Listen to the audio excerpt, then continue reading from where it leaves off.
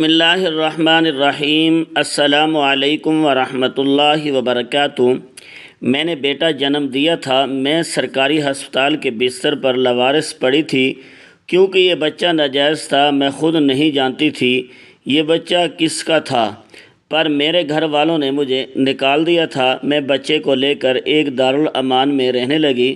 جب ایک امیر کبیر آدمی وہاں خیرات دینے آیا تو میرا دل زور سے دھڑکا کیونکہ میرا بچہ بالکل اس کے جیسا تھا۔ لیکن بھلا یہ کیسے ممکن تھا؟ میں تو اسے جانتی تک نہ تھی۔ جب اس نے مجھے دیکھا اور کہا تم ہی وہی لڑکی ہو جو میری مجرم ہیں، میں یہ سنتے ہی ڈر گئی۔ وہ مجھے زبردستی اپنے ساتھ کمرے میں لے گیا۔ میں رونے لگی۔ مجھے لگا تھا کہ میری زندگی میں سب کچھ ٹھیک ہو گیا۔ یہ آزمائش ابھی ختم نہیں ہوئی تھی۔ میری زندگی پہلے ہی میرے ساتھ بہت کھیل کھیل چکی تھی اور مجھ میں کسی نئے امتحان سے گزرنے کی ہمت باقی نہ رہی تھی۔ مگر تب بھی وہ کہنے لگا میرا نام مقدس ہے، میرا تعلق پاکستان کے شہر سیالکوٹ سے ہے جہاں میں اپنی بڑی بہن اور اماں ابا کے ساتھ رہتی تھی۔ میں ایک متوسط گھرانے میں پیدا ہوئی تھی جہاں 2 وقت کی روٹی کمانے کے لیے گھر کے ہر فرد کو محنت مزدوری کرنا پڑتی تھی۔ میری بہن مروہ مجھ سے 4 سال بڑی تھی اور اماں کے ساتھ محلے میں سلائی کا کام کرتی تھی۔ ابا ایک چھوٹے سے کارخانے میں چمڑے کے بیگ سیتے تھے۔ اماں نے ابا سے کبھی برے حالات کا شکوہ نہیں کیا تھا۔ وہ ہمیشہ یہی کہتی تھی کہ غریب وہ نہیں ہوتا جس کے پاس پیسہ نہ ہو، بلکہ غریب وہ ہوتا ہے جو حالات کے سامنے ہار مان جائے۔ ہماری زندگی سادہ مگر باعزت تھی۔ میں گورنمنٹ اسکول میں پڑھتی تھی اور پڑھائی میں اچھی بھی تھی اور اونچے اونچے خواب دیکھنا میرا شوق تھا۔ میرے بہت سے خواب تھے کہ میں ایک دن ٹیچر بنوں گی اور اپنے گھر کو بہتر بناؤں گی۔ میں اتنا کما سکوں گی کہ ابا کو کارخانے سے چھٹکارا دلوا سکوں گی اور مروہ کے ہاتھ بھی خود پہلے رنگین کروں گی۔ مگر میں یہ نہیں جانتی تھی کہ خواب جب آنکھوں سے نکل کر حقیقت کی زمین پر اترتے ہیں تو اکثر زخمی ہو جاتے ہیں۔ ہم دونوں بہنیں انتہا خوبصورت تھی مگر مروہ میرے نسبت سادہ مزاج اور خاموش طبع تھی۔ وہ ہمیشہ حالات کے ساتھ سمجھوتہ کرنے والی اور ایک سادہ سوچ رکھنے والی عام سی لڑکی تھی، مگر میرے خواب بہت اونچے تھے۔ مروہ کو جو بھی ملتا تھا وہ اسی میں خوش ہو جاتی تھی، مگر میں ہمیشہ بہتر اور زیادہ لینے کے حق میں تھی۔ ہم جس چھوٹے سے گھر میں رہتے تھے، کبھی کبھی میرا دل چاہتا تھا کہ میں اپنے اس چھوٹے اور عام سے گھر سے نکل کر ایک بہت بڑے گھر میں رہنے لگوں گی، کیونکہ مجھے غریب ہونا بالکل بھی اچھا نہیں لگتا تھا۔ میں چاہتی تھی کہ میں جلد اتنے پیسے کمانے کے قابل ہو جاؤں کہ مجھے دوبارہ کبھی اس چھوٹے سے گھر کو دیکھنا نہ پڑے۔ اس وقت مروہ میٹرک کر رہی تھی جب اماں ابا کو یہ فکر ستانے لگی تھی کہ مروہ اب جوان ہو گئی ہے اور اس کا گھر بس جانا چاہیے، کیونکہ ہماری برادری میں لڑکی کی کم عمری میں ہی شادی کر دی جاتی تھی۔ اس لیے اماں نے ایک رشتے والی کو مروہ کے لیے اچھا سا رشتہ ڈھونڈنے کو کہا۔ میں اس حق میں بالکل نہیں تھی کہ مروہ کی شادی کم عمری میں ہو جائے اور وہ اسی چھوٹے سے گھر میں رخصت ہو۔ میں چاہتی تھی کہ جب میں بہت سارے پیسے کما لوں اور ہم امیر ہو جائیں تو میں اپنی بڑی بہن کو خود دھوم دھام سے رخصت کروں، مگر اماں ابا میری باتیں سن کر ہنس دیا کرتے تھے اور مجھے نادان سمجھتے تھے۔ کو لگتا تھا کہ میرے خیالات بہت اونچے تھے، شاید اس لیے میں ایسا سوچتی تھی۔ میں اپنے گھر والوں کی تقدیر بدل دوں گی، مگر میں نہیں جانتی تھی کہ میرے گھر والوں کی تقدیر میری ہی وجہ سے بدلنے والی ہی ہے اور اس تقدیر کا رخ بہت بھیانک ہونے والا ہے۔ اماں تو مروہ کے لیے کسی اچھے رشتے کی تلاش میں تھی، مگر ہمارے مالی حالات ایسے نہ تھے کہ کوئی اچھا رشتہ ہمیں مل پاتا۔ مروہ کے لیے جو بھی رشتہ آتا تھا وہ کوئی نہ کوئی اناڑی ہی ہوتا تھا۔ کبھی کسی موچی کا رشتہ آتا تو کبھی کسی ایسے لڑکے کا جو لوگوں کے گھروں میں جھاڑو پوچھا کرتا تھا۔ ابا نے ہر عام سے رشتے کو انکار کر دیا تھا۔ مروہ بھی خاموش تھی، ویسے بھی سادہ اور معصوم لڑکی تھی۔ وہ اماں ابا جہاں اور جس جگہ کے ساتھ بھی بیاہ دیتے وہ خوشی خوشی رخصت ہو جاتی، لیکن وہ ان کے لیے اتنا بوجھ بھی نہیں تھی کہ وہ اسے کسی ایرے وغیرہ کے حوالے کر دیتے۔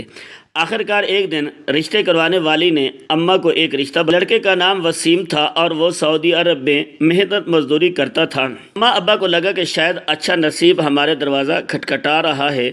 وسیم کی ماں نے صاف کہا کہ انہیں جہیز کی کوئی ضرورت نہیں، بس لڑکی نیک ہو۔ ہمیں لگا کہ ہم خوش نصیب ہیں کہ ہماری دہلیز پر وسیم کا رشتہ آیا ہے۔ اماں ابا کے دل میں اس رشتے کو لے کر تھوڑا سا ڈر ضرور تھا کہ ہمارے جیسے غریبوں کے گھر میں اتنا اچھا رشتہ کیسے آ سکتا ہے، مگر میں تو وسیم کا رشتہ دیکھنے ہی بہت خوش ہو گئی تھی۔ دیکھتے ہی بہت خوش ہو گئی تھی۔ جب مروہ شادی کر کے اپنے شوہر کے ساتھ ملک سے باہر چلی جائے گی تو میں بھی اس سے ملنے کے لیے باہر جاتی رہوں گی، کیونکہ وہ میری اکلوتی بہن تھی اور میں وہاں جا کر محنت مزدوری کر کے ڈھیر سارے پیسے کما سکوں گی۔ اس لیے میں چاہتی تھی کہ اماں ابا اس رشتے سے انکار نہ کریں۔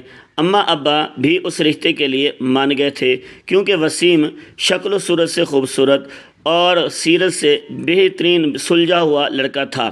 اس کی فیملی چھوٹی سی تھی اور سب سے بڑی بات یہ تھی کہ وہ لوگ ہم سے جہیز کا مطالبہ نہیں کر رہے تھے۔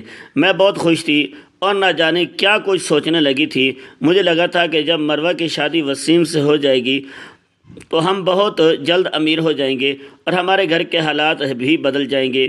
کسی حد تک میں بالکل ٹھیک ہی تھی، حالات بدلنے والے تھے، مگر میں یہ نہیں جانتی تھی کہ ان کا رخ کس طرف جائے گا۔ شادی کی تاریخ طے ہو گئی تھی۔ میں بہت خوش تھی۔ جب بھی وسیم کے گھر والے آتے تو میں بھاگ بھاگ کر ان کی خدمت کرتی۔ مجھے اس بات کی پرواہ نہیں تھی کہ مروہ میری اکلوتی بہن تھی اور شادی کے بعد مجھ سے بہت دور جائے گی۔ مروہ میری اکلوتی بہن تھی اور شادی کے بعد مجھ سے بہت دور جانے والی تھی۔ مجھے غرض صرف اس بات سے تھی کہ مروہ کی شادی ایک ایسے لڑکے سے ہو رہی ہے جو ہم سے امیر تھا۔ آخرکار مروہ کی شادی سادگی سے ہو گئی اور وہ وسیم کے گھر رخصت ہو کر چلی گئی جو لاہور میں تھا۔ وسیم شادی کے لیے چھٹی لے کر پاکستان آیا تھا، مگر شادی کے ایک ہفتے بعد ہی وہ سعودی عرب واپس چلا گیا اور 2 سال تک اس کی واپسی ممکن نہ تھی۔ جب وسیم تک اس کی واپسی ایک ہفتے بعد وہ سعودی عرب واپس چلا گیا اور 2 سال تک اس کی واپسی ممکن نہ تھی۔ جب وسیم واپس گیا تو مروہ بھی ہمارے پاس آ گئی تھی، مگر میں اسے دیکھ کر خوش نہیں ہوئی تھی بلکہ اداس ہو گئی تھی کہ وہ واپس کیوں آ گئی، وسیم کے ساتھ سعودی عرب کیوں نہیں گئی، کیونکہ جب تک وہ نہیں جاتی میں اس کے پاس کیسے جا سکتی تھی۔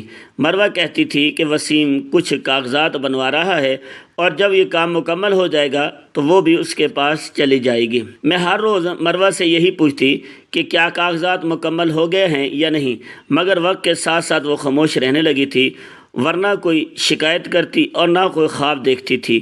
پہلے بھی خاموش رہتی تھی مگر اب بھی خاموش۔ عجیب تھی، وہ مجھ سے بات نہیں کرتی تھی، بس اماں کے ساتھ کام میں لگی رہتی تھی۔ وہ وسیم کو خط لکھتی تھی، تصویر بھیجتی جن کا جواب کبھی کبھار آتا۔ مروہ کی شادی کو 6 ماہ ہو چکے تھے اور وسیم کے جانے کے بعد اس کے چہرے پر ایک سنجیدگی سی چھا گئی تھی۔ وہ نہ پہلے کی طرح ہنستی تھی نہ مجھ سے خوشیوں میں بات کرتی تھی۔ میں دن گن گن کر گزار رہی تھی کہ کب وسیم اسے اپنے پاس بلائے تاکہ مجھے بھی سعودی عرب دیکھنے کا موقع ملے اور میں اپنی قسمت بدل سکوں، کیونکہ مروہ کی قسمت تو بدل ہی چکی تھی۔ آخرکار میرا انتظار ختم ہو گیا جب مجھے یہ خبر ملی کہ وسیم نے کاغذات کا کام مکمل کر لیا ہے اور مروہ اب جلدی سعودی عرب جانے والی ہے۔ میں یہ خبر سن کر بہت خوش تھی، مگر میں نے محسوس کیا کہ مروہ مزید اداس ہو گئی تھی۔ جب میں نے وجہ پوچھی تو اس نے کہا کہ اماں ابا اب مجھ سے دور ہو جائے گا۔ اماں ابا مجھ سے دور ہو جانے کا غم اسے اداس کر رہا ہے، مگر مجھے اس پر غصہ آیا کہ جب قسمت اس پر مہربان ہو رہی تھی وہ ناشکری کیوں کر رہی تھی۔ اس کے پاس موقع تھا کہ وہ غریبی سے نکل کر امیروں کی زندگی گزارے، مگر پھر بھی اداس ہو رہی تھی۔ اداس صرف وہ نہیں تھی بلکہ جیسے جیسے اس کے جانے کے دن قریب آ رہے تھے اماں ابا بھی اداس ہونے لگے تھے، مگر مجھے ان سب پر غصہ آتا۔ آخرکار وہ دن آ گیا جب مروہ نم آنکھوں سے ہمیں چھوڑ کر وسیم کے پاس سعودی عرب چلی گئی۔ اس دن اماں ابا کے آنکھوں میں آنسو تھے، مگر میرے چہرے پر مسکراہٹ تھی اور آنکھوں میں وہی خواب جو میں ہمیشہ سے دیکھتی آئی، امیر ہونے کے اور گھر کے حالات بدلنے کے خواب۔ میں نے جاتے ہوئے مروہ سے کہا تھا کہ مجھے بھی اپنے پاس بلا لینا، کیونکہ مجھے بھی امیروں کی زندگی دیکھنی ہے، مگر مروہ کہنے لگی کہ وہ تو مجھ سے اور اماں ابا سے دور جانا ہی نہیں چاہتی تھی، مگر میں ایسی خواہش کیوں کر رہی تھی؟ مجھے خوش ہونا چاہیے تھا کہ میں اماں ابا کے پاس ہوں، مگر مجھے اس وقت اس بات کی پرواہ نہیں تھی۔ میں تو صرف ملک سے باہر جا کر پیسے کمانا چاہتی تھی تاکہ امیر ہو سکوں اور غریبوں والی زندگی سے نکل کے بڑے سے گھر میں زندگی گزار سکوں، جیسے فلموں اور ڈراموں دیکھتی آئی تھی۔ اس وقت ہمارے گھر میں کسی کے پاس موبائل نہیں تھا، بلکہ محلے میں جو امیر لوگ تھے صرف ان کے پاس موبائل ہوتا تھا۔ ان میں سے ایک عالیہ تھی جو میرے اسکول کی دوست تھی اور اس کے پاس موبائل تھا۔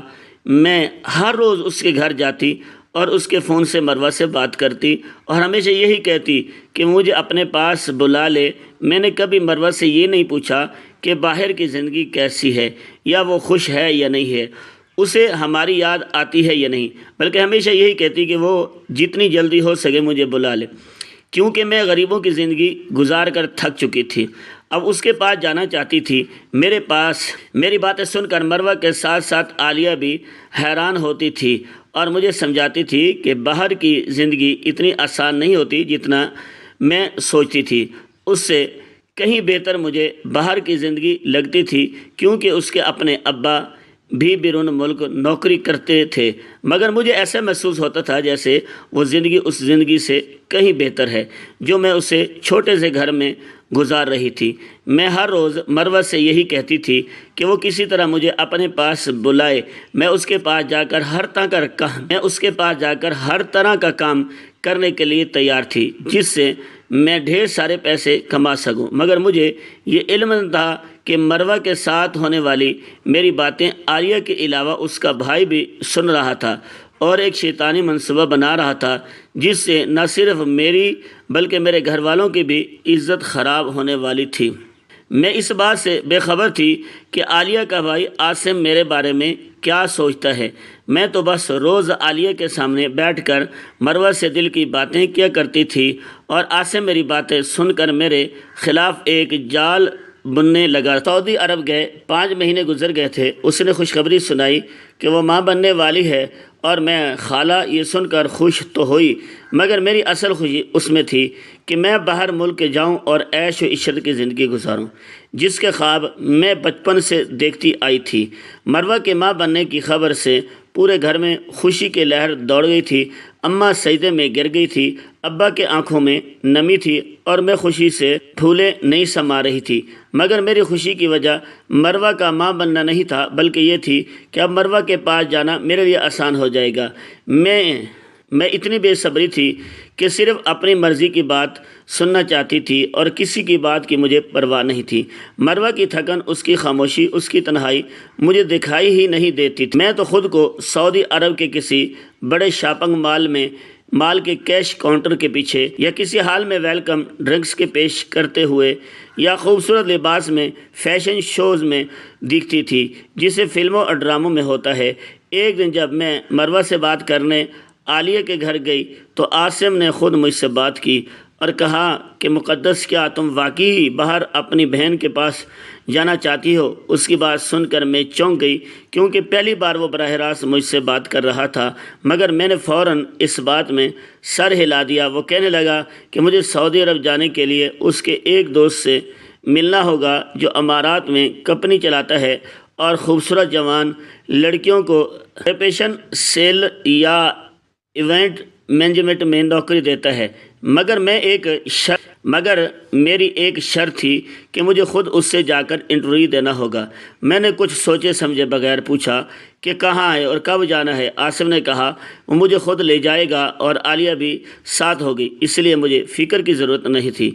یہ سن کر میں مطمئن ہو گئی کہ عالیہ ساتھ ہوگی۔ میں نے اماں سے کہا کہ میں عالیہ کے ساتھ لاہور جا رہی ہوں اس کے خالہ کے ہاں، اور اماں فوراً مان گئی۔ اگلی شام عالیہ اور عاصم مجھے لے کر لاہور روانہ ہو گئے۔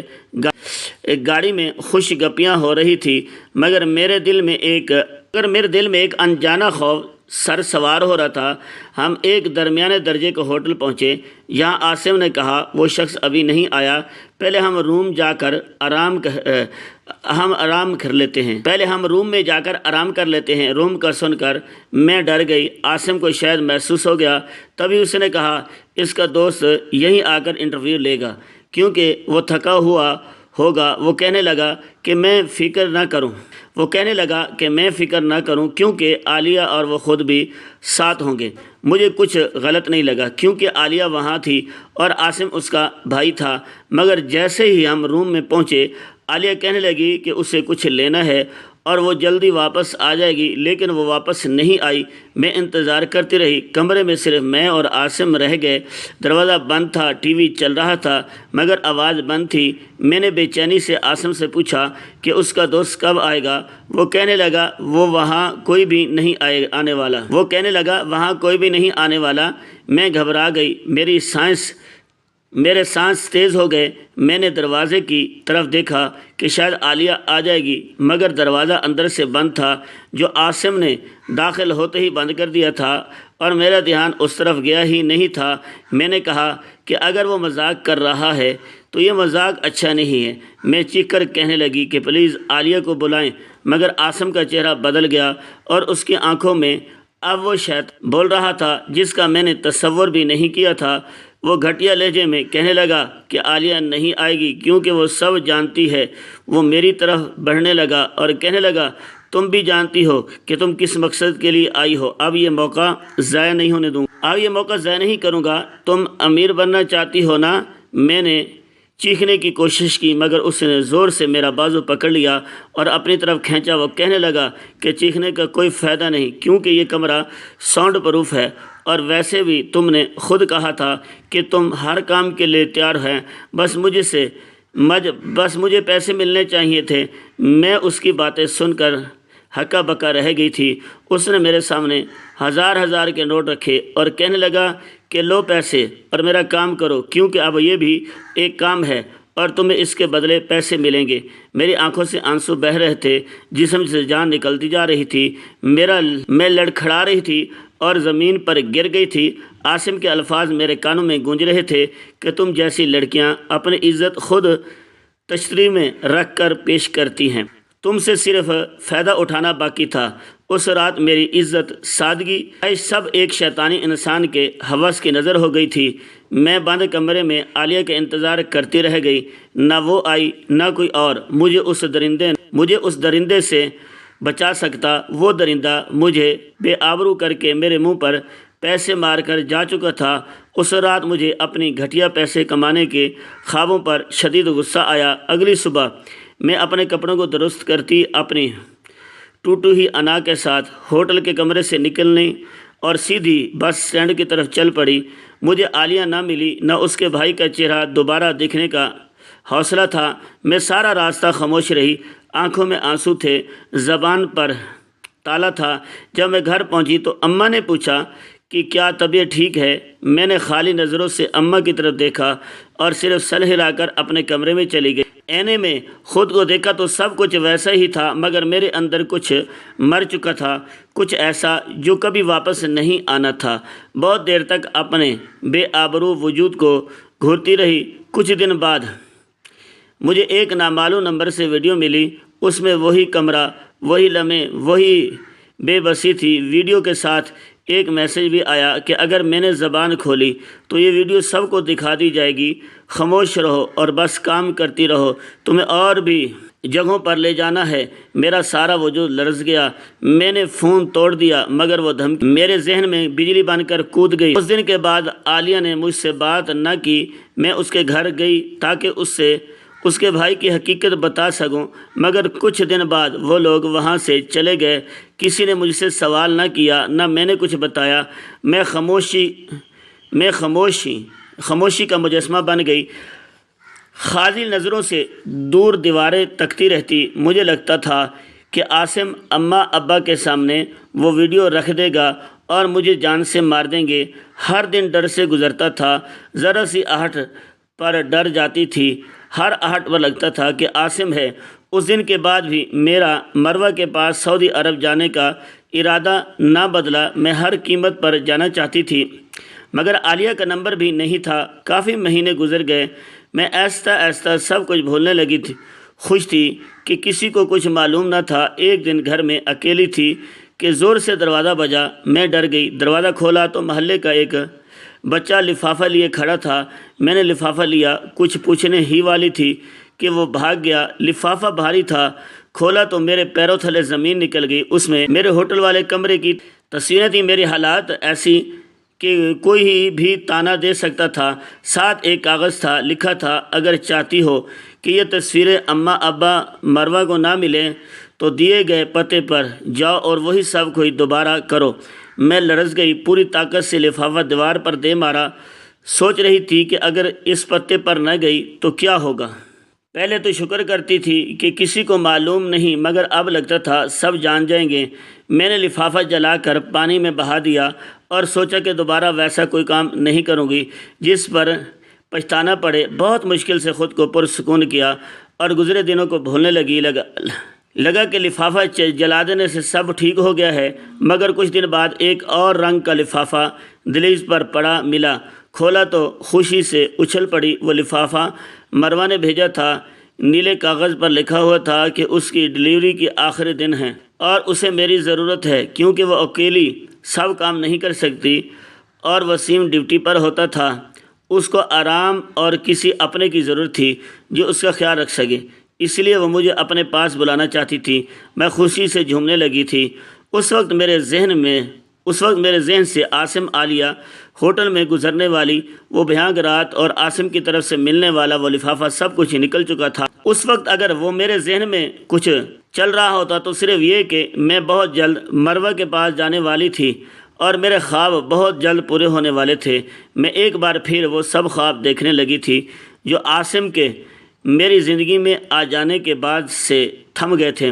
جب میں نے اماں ابا کو اس بارے میں بتایا تو اماں ابا بہت خوش ہو گئے تھے اور میرے مروہ کے پاس جانے پر انہیں کوئی اعتراض نہیں تھا۔ اماں ابا مجھے خوشی مروہ کے پاس بھیجنے کے لیے تیار ہو گئے تھے۔ میں نے بہت خوشی سے اپنا سارا سامان تیار کرنا شروع کر دیا تھا اور اونچے خواب ایک بار پھر میری آنکھوں میں لوٹ آئے تھے۔ میں سب کچھ سوچنے لگی تھی کہ مجھے مروہ کے پاس جا کر کیا کرنا تھا اور کس طرح سے پیسے کمانے تھے۔ جس دن اس لفافے پر لکھے ہوئے پتے پر جانے والی تھی، ابا بہت خوشی سے مجھے چھوڑنے جا رہے تھے۔ وہ ایک بڑی سی بلڈنگ تھی جہاں سے مجھے پاسپورٹ اور دوسرے کاغذات لینے تھے، کیونکہ مروہ پہلے ہی بتا چکی تھی کہ میرے سارے کاغذات وسیم نے مکمل کروا دیے تھے۔ مجھے پاس وہ کاغذات ایک بڑی بلڈنگ میں جا کر لینے تھے اور اس کے بعد ایئرپورٹ جانا تھا جہاں سے مروہ کے پاس جا سکتی تھی۔ مجھے لگا جیسے میں ہواؤں میں اڑ رہی تھی۔ میری زندگی کا سب سے بڑا مقصد پورا ہونے والا تھا۔ اس بڑی بلڈنگ میں میں ابا کے ساتھ ہی گئی تھی اور ایک سونڈ بونڈ آدمی سے ملنے کے بعد مجھے میرے سارے کاغذات مل گئے تھے۔ چند دن بعد میری فلائٹ تھی اور مجھے لاہور سے سعودی عرب جانا تھا۔ اماں ابا خوش تو تھے، مگر ان کی آنکھوں میں نمی تھی، کیونکہ ایک بیٹی پہلے ہی ان سے دور جا چکی تھی۔ اب میں بھی شاید ان کے ہاتھوں سے نکلنے والی تھی۔ اس دن میں خوش ہو کر تیار ہوئی۔ ابا مجھے ایئرپورٹ پر چھوڑ آئے تھے اور میں خوشی جہاز کی طرف جانے ہی والی تھی جب ایک آدمی نے آ کر مجھے روکا اور کہا کہ میرے سامان کی تلاشی لینا رہ گئی ہے۔ میں مطمئن ہو کر اس کے ساتھ چل پڑی، کیونکہ اتنا تو مجھے بھی معلوم تھا کہ یہ سفر کا ایک ضروری حصہ ہے، مگر اس آدمی کے ساتھ جانا میری سب سے بڑی بھول تھی۔ وہ مجھے ایک کمرے میں لے گیا جہاں میرے سامنے وہی گھٹیا چہرہ لیے کھڑا تھا۔ میری روح تک کانپ گئی تھی۔ میرے پاس واپس کا راستہ نہیں تھا۔ میں نے بھاگنے کی کوشش کی، مگر اس آدمی نے مجھے زور سے پکڑ لیا۔ مجھے لے کر عاصم کے پاس آیا تھا۔ میری آنکھوں کے سامنے ہوٹل کے وہی منظر گھوم گیا تھا جس کو میں بھولنے کی کوشش کر رہی تھی۔ عاصم نے کہا کہ اس نے مجھے آرام سے اپنے پاس بلایا تھا، کسی بچے کے ہاتھ لفافہ بھیج کر، مگر میں نے اس نظر انداز کر دیا تھا۔ تب اس سے مروہ کے نام کا لفافہ بھیجنا پڑا، کیونکہ وہ جانتا تھا کہ میں مروہ کی بات سے انکار نہیں کر سکوں۔ اماں ابا کو لگا کہ میں مروہ کے پاس جا چکی ہوں، اس لیے وہ مجھے تلاش کرنے نہیں آ سکتے تھے۔ اس دن کے بعد سے ہر دن مجھ پر نئی قیامت ڈھائی جاتی تھی۔ مجھے ایک تاریک کمرے میں بند کر دیا جاتا تھا۔ نہ جانے کون کون آ کر مجھے اپنے ہوس کا نشانہ بناتا تھا، اور عاصم بھی ان میں سے ایک تھا۔ میں روز در سے چیختی چلاتی تھی، مگر وقت گزرتا گیا اور مجھے یقین ہو چلا کہ میری مدد کو کوئی نہیں آئے گا۔ مجھے مختلف دوائیں دے کر بے ہوش کر دیا جاتا تھا۔ کبھی کبھار آنکھ کھلتی تو کمرہ تاریک ہوتا یا روشنی میں موجود چہرے مجھے پہچان میں نہ آتے۔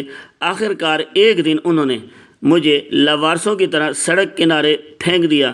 شاید ان کا دل مجھ سے بھر گیا تھا، یا میں ان کے کسی کام کی نہیں رہی تھی۔ ہوش آیا تو جسم میں جان نہیں تھی۔ کچھ لوگوں نے پانی پلایا اور میرا نام و پتہ پوچھا۔ میں نے اپنا ابا کا نام اور پتہ بتایا، کیونکہ میں اپنے اماں ابا کے پاس واپس جانا چاہتی تھی۔ مروہ کے پاس جانے کا خیال میرے دل سے نکل چکا تھا۔ اب میں دوبارہ مروہ کے پاس جانے کا سوچ بھی نہیں سکتی تھی۔ میرے جسم پر موجود کپڑے پھٹ چکے تھے اور زخموں کے نشان واضح تھے۔ جب میں اماں ابا کے پاس پہنچی تو ان کی آنکھیں پھٹی کی پھٹی رہ گئی۔ اماں مجھے دیکھتے ہی اونچا اونچا رونے لگی، بار بار سینے پر ہاتھ مارنے لگی۔ ابا تو ایک لفظ بھی نہ بول سکے۔ ان کی خاموشی بہت گہری تھی۔ مجھے لگا تھا کہ اماں ابا ہمدرد کریں گے، مگر کچھ دن بعد میری طبیعت بوجھل ہونے لگی، متلی آنے لگی، جس کا مطلب تھا کہ میں حاملہ تھی۔ تب ابا نے آگے بڑھ کر میرے منہ پر ایک زوردار تھپڑ مارا اور مجھے کہنے لگا، اسی لیے میں تجھے منع کرتا تھا کہ تو امیر لوگوں سے دوستی نہ کیا کر۔ مجھے ابا کی بات کی کچھ سمجھ نہیں آئی تھی۔ تب ابا نے ایک لفافہ میرے منہ پر مار دیا، جس میں میری عاصم کے ساتھ غیر اخلاقی تصاویر تھی، جنہیں دیکھ کر میں نظریں چرا گئی۔ ابا جانتے تھے کہ میرا عالیہ کے گھر آنا جانا تھا۔ وہ مجھے منع کرتے رہتے تھے، مگر میں ضد کر کے اس کے گھر چلی جاتی تھی۔ ابا کو لگا کہ میں عاصم کے ساتھ جان بوجھ کر منہ کالا کر کے آئی ہوں۔ میں صفائیاں دیتی رہی، مگر کسی نے بھی میری بات کا یقین نہیں کیا کہ میرے ساتھ کیا ہوا۔ اوپر سے میرا بڑھتا ہوا پیٹ مجھ پر مزید رسوائی میں مبتلا کر رہا تھا۔ ابا نے مجھے دھکے دے کر اپنے گھر سے نکال دیا، کیونکہ وہ نہیں چاہتے تھے کہ میری وجہ سے لوگ ان پر انگلیاں اٹھائیں۔ میں اپنا لاغر وجود لے کر در در پھرنے لگی۔ کوئی بھی مجھے اپنے ساتھ رکھنے کے لیے تیار نہیں تھا۔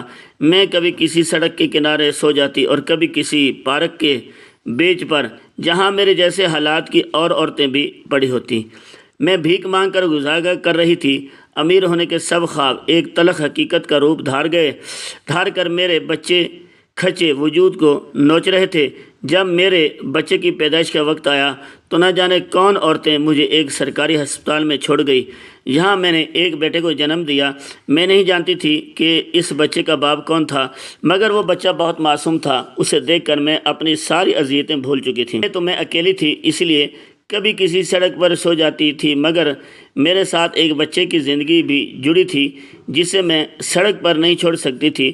تب ہی میں نے ایک دارالامان میں پناہ لی، جہاں میں محنت کر کے کام کرتی، لوگوں کے کپڑے دھوتی، برتن صاف کرتی اور کمرے صاف کرتی، صرف اپنے طلال کے لیے۔ میری دنیا طلال سے شروع ہو کر اس پر ختم ہو جاتی تھی۔ جیسے جیسے طلال بڑا ہوتا رہا، اس کی خوبصورتی میں اضافہ ہوتا رہا۔ خوبصورت تو میں بھی تھی، مگر مجھے یقین تھا کہ اس کا باپ کوئی وجیز شخصیت کا مالک ہوگا۔ ایک دن ایک بہت امیر آدمی دارالامان میں خراج دینے آیا تو اس کی شکل دیکھ کر میں چونک گئی، کیونکہ طلال اس پر گیا تھا۔ وہ بھی مجھے اور طلال کو دیکھ کر رک گیا تھا اور پوچھنے لگا، کیا میں اسے جانتی ہوں؟ میں حیران رہ گئی کہ میرا اس سے کیا تعلق۔ وہ مجھے ایک کمرے میں لے گیا اور بتایا کہ وہ طلال کا باپ ہے۔ وہ میرے سامنے گھٹنوں کے بل بیٹھ کر معافی مانگنے لگا اور کہا کہ وہی میرا مجرم تھا۔ اس نے اپنے دوستوں کے ساتھ مل کر میرے ساتھ ظلم کیا تھا، مگر اس کے بعد اسے کبھی سکون نہیں ملا۔ اس کی بہن کے ساتھ بھی وہی کچھ ہوا جو میرے ساتھ ہوا۔ تب اسے احساس ہوا کہ اس نے کتنا بڑا گناہ کیا۔ وہ بہت عرصے سے میری تلاش میں تھا اور میرا نام پر صدقہ دیا کرتا تھا۔ مجھے اس کی باتوں پر یقین آ گیا، کیونکہ طلال بالکل اس کی کاپی تھا۔ میں مشکل سے تیمور کے ساتھ جانے پر آمادہ ہو گئی، کیونکہ میرے پاس اور کوئی راستہ نہیں تھا۔ جب آج مجھے تیمور کے نکاح میں رہتے ہوئے 2 سال ہو چکے تھے تو تیمور عاصم کا دوست تھا اور ان لوگوں میں شامل تھا جنہوں نے میری عزت خراب کی تھی، مگر کہتے ہیں خدا کی لاٹھی بے آواز ہوتی ہے۔ وہی کچھ ہوا اس کی بہن کے ساتھ ہوا اور وہ زندہ نہیں رہی۔ تب تیمور نے اپنے گناہ کا کفارہ ادا کیا اور عاصم کو سزا دلوائی، جو اب جیل میں ہے۔ عالیہ سے اب تک کوئی ملاقات نہیں ہوئی۔ میں اس کی تلاش میں ہوں تاکہ میں اس سے پوچھ سکوں کہ اس نے میرے ساتھ ایسا دھوکہ کیوں کیا۔ مروہ کے ہاں بھی ایک بیٹی پیدا ہوئی تھی، مگر میرے گھر والے دوبارہ میری شکل نہیں دیکھنا چاہتے تھے، کیونکہ ان کو لگتا تھا کہ میرے ساتھ جو کچھ بھی ہوا اس میں میرا اپنا ہی قصور تھا۔ آج میرے پاس روپے پیسے کی کوئی کمی نہیں، مگر اب مجھے اس کی کوئی طلب نہیں رہی۔ ناظرین، آپ کو آج کی ہماری یہ کہانی کیسی لگی کمنٹ باکس میں اپنی قیمتی رائے کا اظہار ضرور کیجیے گا۔ ویڈیو پسند آئے تو ویڈیو کو لائک اور دوسروں کے ساتھ شیئر ضرور کریں۔ مزید اس طرح کے سبق آموز کہانیاں اور واقعات سننے کے لیے ہمارے چینل کو سبسکرائب کریں۔